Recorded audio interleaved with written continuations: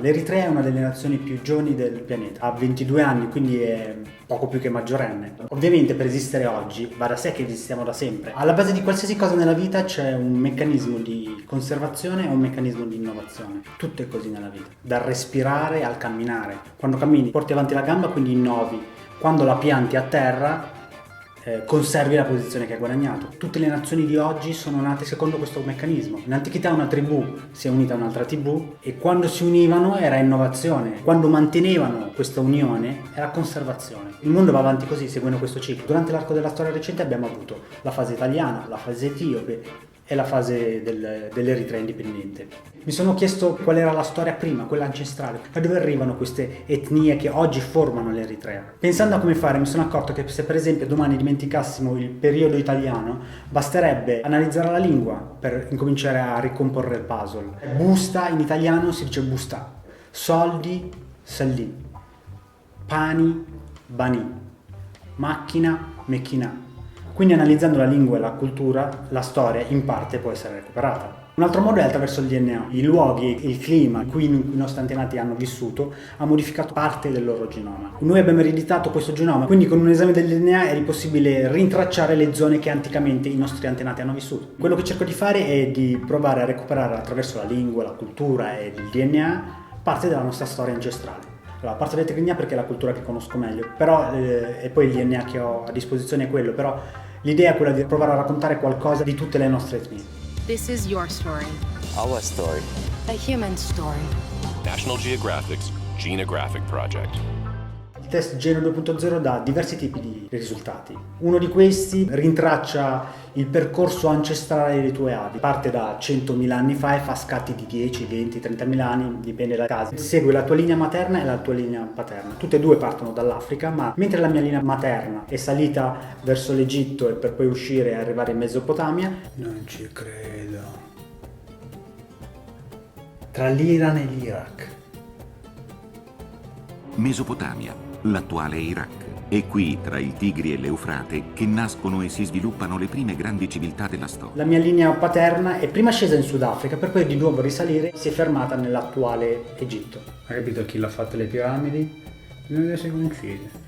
Dove c'è adesso l'Egitto? Fino alla Mesopotamia, quindi Iran, Iraq, dove c'è il Tigri e l'Eufrate. Tutto questo spazio qua è la culla della civiltà, nel senso in questo spazio è nata l'agricoltura, sono nate le prime forme di religione, sono nate anche le prime scritture. Entrambe le mie linee erano presenti alla nascita di questo e entrambi i miei genitori sono tigrignani. صخو مجمرتها فتيو سلوزخونكو أسمرا كابلالي هاجري سلوز فتخو أبزي قوم دليل تقرنيا مزرابيها كستاغوينا أب عمتي غيليو. Il Tigrinya è una lingua semitica. Le lingue semitiche sono veramente molto antiche, sono ancora più antiche del latino. Forse il latino non esisterebbe neanche se non fossero esistite le lingue semitiche, per esempio come l'aramaico. Papa, kulet kehu.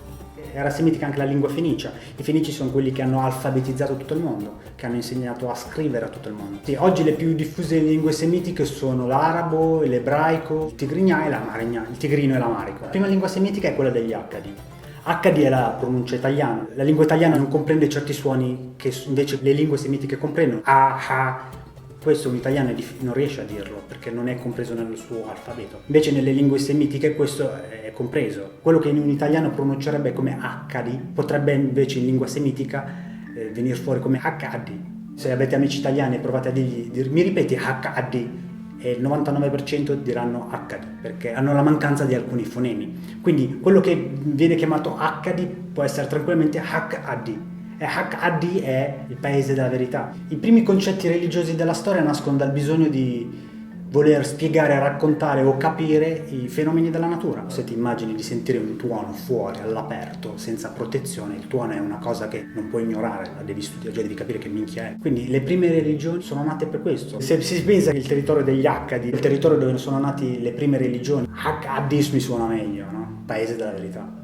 In accadico il primo dio semi-monoteista, che non era l'unico ma era il capo di tutti gli altri dei, si chiamava Belu. Quel Belu può essere Balu e Balu vuol dire lui stesso. Immagina di sentire un tuono in mezzo al nulla che è Balu, cioè Balu lo si usa per una cosa che è avvenuta da sola. Questo dio semi-monoteista più avanti verrà chiamato anche Baal, però Baal è sempre una pronuncia occidentale. In una pronuncia invece di una lingua semitica può essere Baal.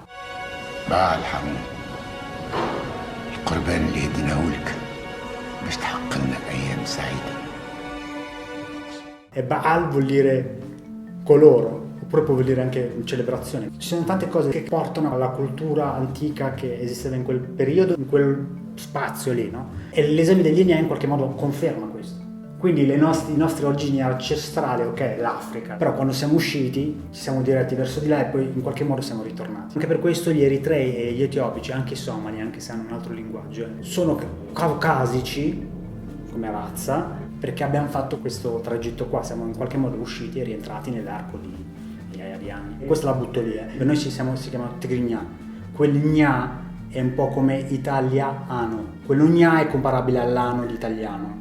Tigrinya, Amharinya, italiano, americano, ok? Quindi se togli quello, cosa rimane? Può essere una coincidenza, però coincidenza, sinceramente non credo. L'ho già detto, non ci voglio di ripetere, metterò il video. Finito? Sì, è finito.